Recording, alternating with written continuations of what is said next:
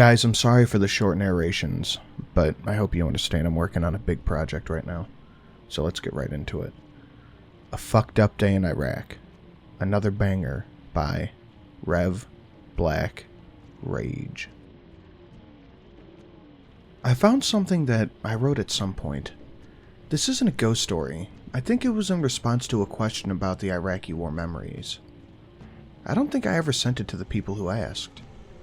Mostly because it was my cousin's 5th grade history class, and they have plenty of time to figure out how fucked up the world is without me speeding that process along. It's not horrifying in the traditional sense, but it definitely kept me up a few nights when it happened. I may have talked about this in other places, I don't remember.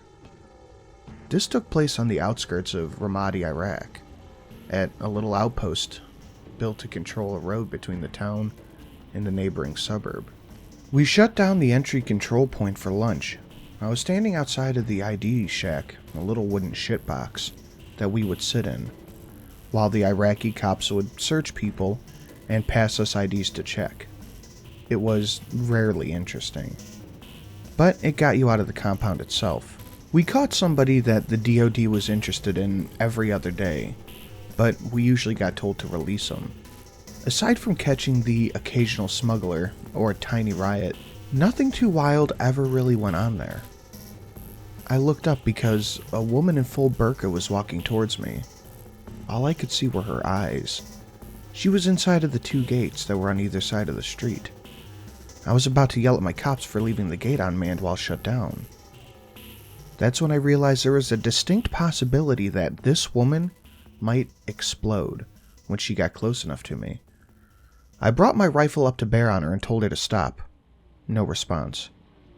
She just kept walking towards me. I yelled again.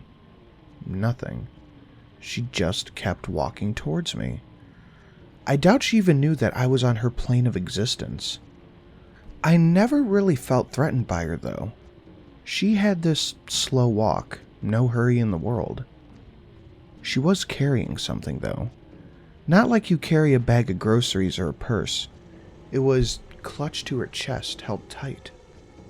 I briefly thought for a moment about her exploding again, but something about the situation, I don't know the words. The air felt heavy, like some deep shit was about to go down. But not the kind of shit where you start shooting, if that makes any sense. I lowered my rifle. All I could see of her face was her eyes. They didn't look angry or tense or anything like that. They looked tired. But not end of the day tired. More like, I can't do this anymore, tired. She got close enough to where I could talk to her without shouting. And I did something stupid. I walked up to her by myself. One of the Iraqi cops wandered out from under the cami net where the cops were eating. He, of course, didn't have his rifle on him, and I remember being vaguely pissed at him about that. He was standing next to me when I got her to show me what she was holding on her chest. It would have been easier if our interpreter was around, but he had a talent for disappearing when shit got heavy. She closed her eyes for a moment and started to open up the bundle. I had one last mental image of this woman exploding, and subsequently shredding me and the cop. The kid she was carrying couldn't have been more than 3 months old. When the fly landed on his lip, I knew he was dead. I didn't know what to say. I just looked at the kid and looked back up into the woman's eyes. I nodded at her, and then motioned toward the other end of the ECP. Me and the cop watched her walk off to the other gate, which, of course, was unmanned. We watched her pull through the concertina wire on the side and just kept walking. Didn't check her ID, didn't send her to the female search area. We just let her go. That dead child's face on my mind. When she was out of sight, the cop turned and mustered some words in English that he had fucked up. I told him to go find his fucking rifle. It's not a horror story in the classical sense, but it keeps me up at night. because I would see that baby when I closed my eyes. As the father of a small child, I have taken a tour of my worst nightmare.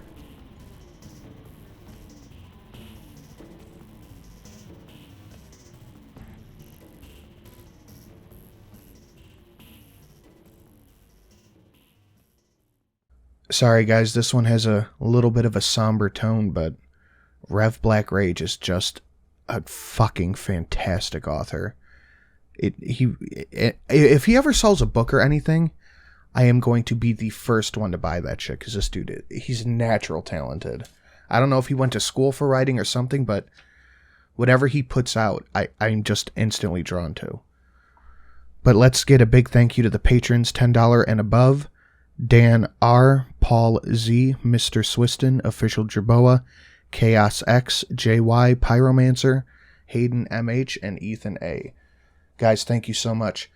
I'm currently working on the next Patreon content. It's going to be about half hour to 45 minutes-ish long.